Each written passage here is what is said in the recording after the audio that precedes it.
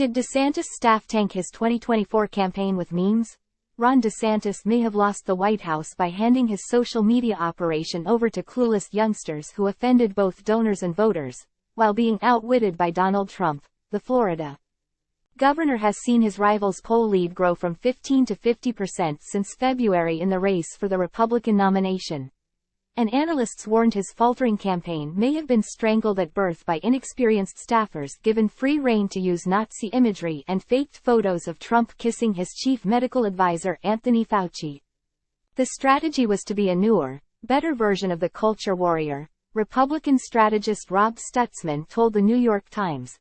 But they did it to the exclusion of a lot of the traditional campaign messaging. The most notorious was a video that featured the governor's face superimposed over the Florida seal, which turned into the Nazi-era Sonnenrad badge, complete with what appeared to be 2 columns of stormtroopers marching off to war. A spokesman for the governor insisted, "Our campaign is firing on all cylinders and solely focused on what lies ahead." Taking it to Donald Trump and Joe Biden, faked images of former President Donald Trump kissing his chief medical advisor Anthony Fauci managed to infuriate both liberals and conservatives. The Florida governor threw resources into a hyper-online strategy, and refusing interviews with anyone but Republican-aligned media. But he was mocked for the biggest fail in campaign launch history. In May, when the Twitter live chat crashed in spectacular style, aides told the paper that campaign manager Janera Peck was unconcerned the next morning, telling them the launch was so popular, it broke the internet. But it marked the start of a social media campaign dominated by gaffes and unforced errors as Trump supporters turned the tables on him with memes that highlighted his alleged awkwardness and eccentricity. A meme based on rumors that DeSantis had once eaten chocolate pudding with his fingers on a flight was dismissed as liberal gossip. But it was Trump supporters who chanted, "Pudding fingers," at him during campaign stops. A pro-Trump super PAC capitalized with a TV ad that used images of a hand scooping up chocolate pudding, linking it to his plans to cut Social Security. Time equals 400 ms. Greater than. Ron DeSantis loves sticking his fingers where they don't belong. And we're not just talking about pudding, the ad claimed. The governor's rival followed it up with memes mocking him for supposedly wiping snot on constituents, having a weird laugh and wearing lifts in his cowboy boots. Time equals 400 ms. Greater than. Joan Donovan, a researcher at Boston University who studies disinformation and wrote a book on the role of memes in politics, said humorous and unfounded attacks are often the most effective. "This is called meme magic," she added. "The irony is, the more you try to stomp it out, the more it becomes a problem."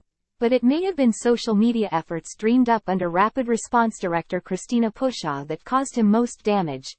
DeSantis staffer Nate Hochman was fired when he retweeted the Sonnenrad meme it from an account called DeSantis Fancams along with the warning, "We're so back." DeSantis was mocked for the shambolic Twitter room presidential announcement with Elon Musk that crashed 5 times. DeSantis's white rain boots went viral in October 2022, as he surveyed hurricane damage in Florida. A meme showed DeSantis's white rain boots pocking out beneath a house, with Mickey Mouse looking on.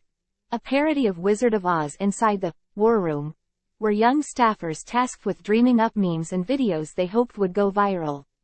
Time equals 400 ms. Greater than. Many were posted online by third parties, but they were made in the war room, according to 2 former aides, as well as text messages reviewed by the New York Times. One featured fake images of Trump hugging and kissing Fauci, and another attacked the ex-president as a supporter of LGBT rights with images of transgender people. Clips from the movie American Psycho and an image of DeSantis with pink lightning bolts shooting out of his eyes. "I was 55/45 for Trump," DeSantis, podcaster Tim Pool told his 3 million subscribers. "Now I'm 0% for DeSantis." But the most notorious was a video that featured the governor's face superimposed over the Florida seal, which turned into the Nazi-era Sonnenrad badge, complete with what appeared to be 2 columns of stormtroopers marching off to war. DeSantis staffer Nate Hochman was fired when he retweeted it from an account called DeSantis Fancams along with the warning, "We're so back."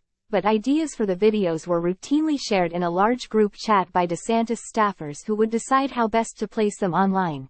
The group's work cost DeSantis his biggest donor to the super PAC never back down in the shape of aerospace tycoon Robert Bigelow, who warned, "Extremism isn't going to get you elected." Other big donors have scaled back or axed their support, including billionaire hedge fund manager Kenneth Griffin. "Most high-dollar donors are businesspeople," said Republican political consultant Terry Sullivan, a former presidential campaign manager for Marco Rubio.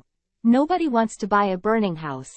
DeSantis ordered a reboot of his campaign in June, laying off a third of his staff and ending his boycott on interviews with the mainstream media. A spokesman for the campaign denied that its online strategy had failed but insisted it would not relitigate old stories. "Our campaign is firing on all cylinders and solely focused on what lies ahead, taking it to Donald Trump and Joe Biden," a spokesman told the paper. James Uthmeier was appointed campaign manager in August, but critics claim he is still losing the social media war with Donald Trump, and a survey by Interactive Polls on Saturday found the former president would now win by 71 points to 29 in a straight head-to-head between the pair. "It feels like the campaign has been reduced to little more than bickering with the Trump camp," said conservative lawyer Mike Davies.